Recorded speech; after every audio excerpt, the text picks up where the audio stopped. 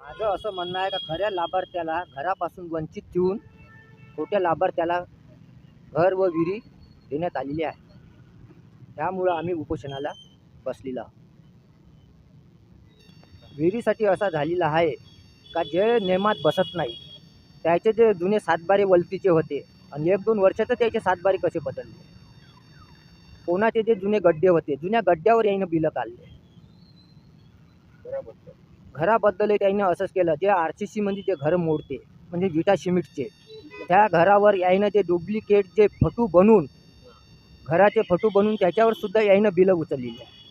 एका राशन कार्डावर आई वडिलाचं एक कुटुंब असल्यामुळे एका राशन कार्डावर 2-2 घरं देता येत नाही हे आमचं म्हणणं आहे. पण